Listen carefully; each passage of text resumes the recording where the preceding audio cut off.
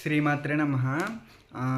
ఏంటంటే ఈ వీడియోలో ఏం చెప్తున్నానంటే లలితా నవరాత్రులు వస్తున్నాయి కదా! దానికోసం చెప్తున్నాననమాట. ఆల్రెడీ లలితా నవరాత్రుల కోసం చాలామంది చాలా వీడియోస్ చేస్తున్నారు.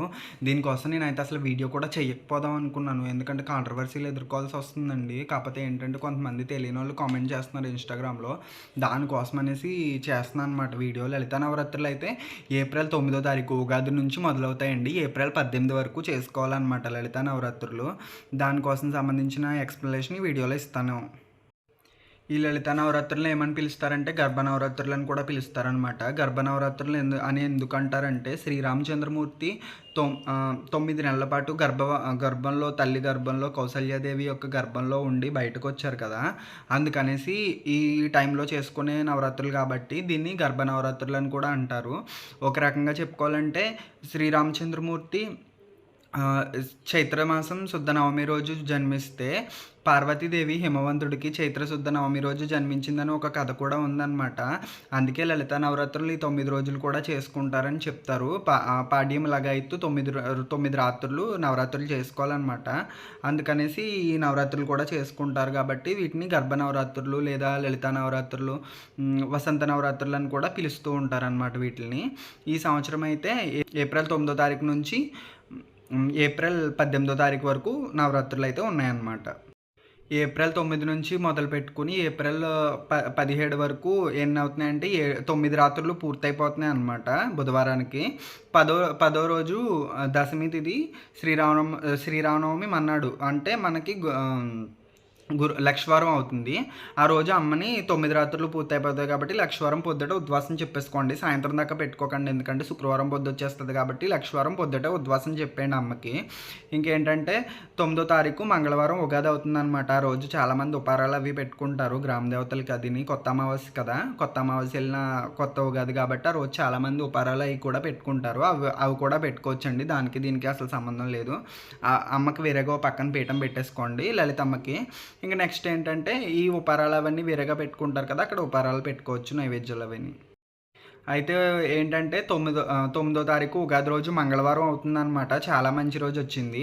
మంగళవారం పొద్దుటి నుంచి మనకి బ్రహ్మముహూర్తం నుంచి మనకి బాగుందన్నమాట టైము. వజ్రాలు దుర్ముహూర్తాలు కూడా చాలా తక్కువగా ఉన్నాయన్నమాట.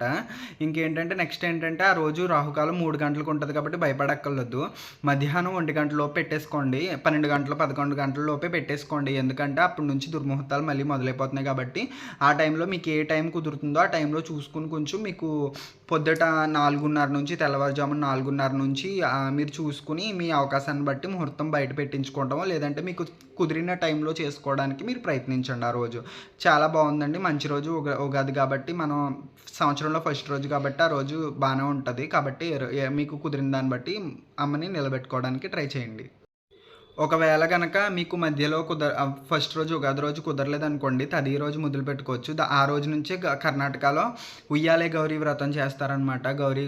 ఉయ్యాల గౌరీ అనేసి వ్రతం చేసుకుంటారు. ఆ రోజు గౌరీ తదిగా అని పేరు కూడా ఉంది కాబట్టి ఆ రోజు మొదలు పెట్టుకోవచ్చు. లేదంటే లలిత పంచమి 5వ రోజు పంచమి రోజు మొదలు పెట్టుకోవచ్చు. లేదంటే సప్తమి రోజు మొదలు పెట్టుకుని త్రిరాత్రి వ్రతం కింద 3 రోజులు చేసుకోవచ్చు.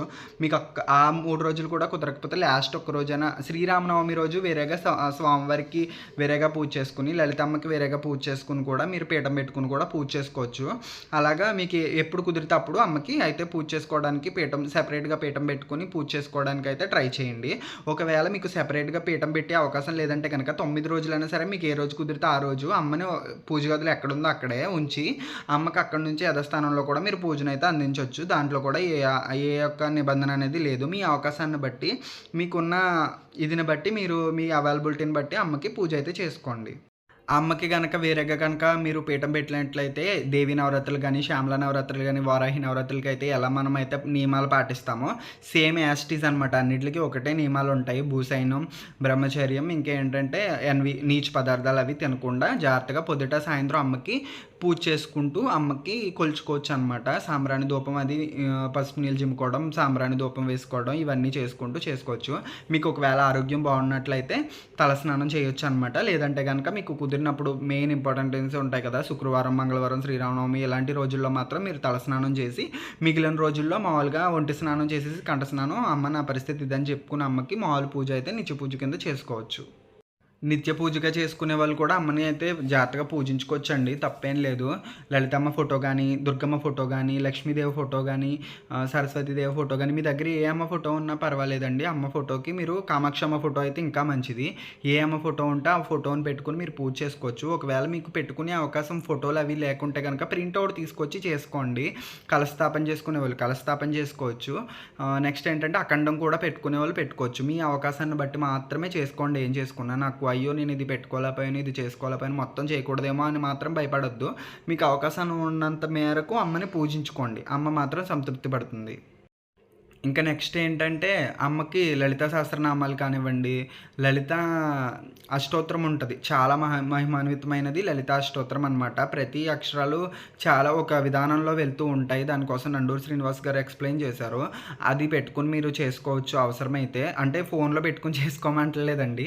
మీకు చదవగలిగితే చదువుకుని చేసుకోండి. లేదంటే శ్రీమాత్రే నమః అనుకుని మాత్రం మీరు చేసుకోవచ్చు 108 సార్లు. లేదంటే కనుక లలితా సహస్రనామం వచ్చినా దాంతో కూడా చేసుకోవచ్చు.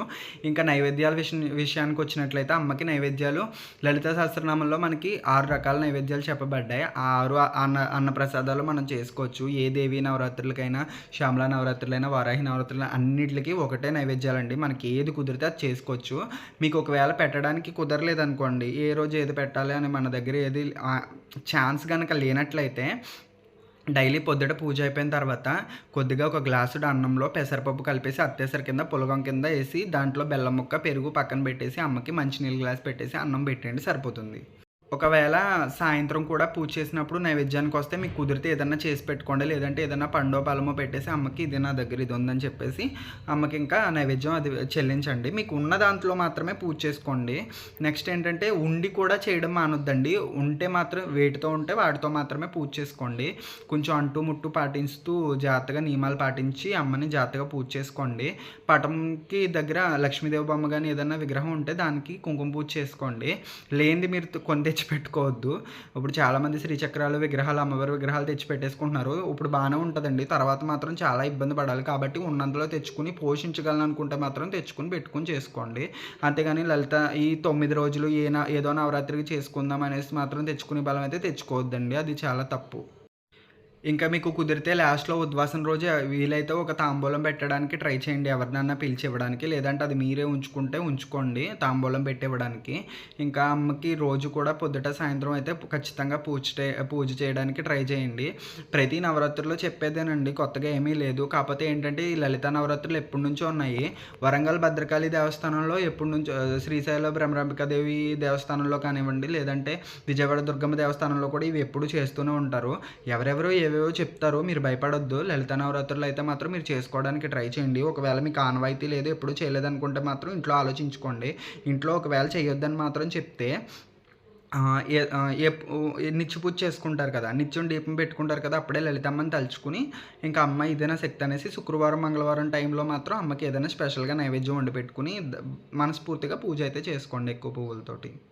ఇంకా అమ్మకి సంబంధించి ప్రతి విషయం చెప్పాను అనుకుంటున్నాను. నెక్స్ట్ ఏంటంటే బాగా ఇంపార్టెంట్ అయిన విషయం ఏంటంటే ఖచ్చితంగా మీరు 9 రోజులు నియమంగా పాటించే వాళ్ళైతే మాత్రం 18వ తారీఖున మాత్రమే ఉద్వాసం చెప్పండి. ఇంకా అమ్మకి లోటుపాట్లు ఏమన్నా ఉంటే మీరు జాగ్రత్తగా చూసుకుని అమ్మని పూజ చేసుకోండి. మీకు ఎలాంటి లోటుపాట్లు ఉన్నా మీకే అమ్మ చెప్తుంది. ఎవరు అక్కర్లేదండి. అమ్మే గురుమండల రూపిణి కాబట్టి మీరు ఏం భయపడక్కర్లేదు. అమ్మకే అన్నీ తెలుసు. అమ్మ మనకి ఎలా చేయించుకోవాలంటే అలా చేయించుకుంటారు. పదార్థాలకు పోవద్దు. ఎవరెవరో చెప్పిన వాటికి భయపడి మీరు పూజ చేసుకోవడం అయితే మానొద్దు. అమ్మని కొలుచుకోవడం మానొద్దు. నాకు తెలిసినంత మట్టుకు నేను వీడియోస్ అందిస్తూ ఉంటాను. ఇంతేనండి వీడియో. శ్రీమాత్రే నమః. ఎలాంటి డౌట్ ఉన్నా సరే కామెంట్ చేయండి. ఉంటానండి.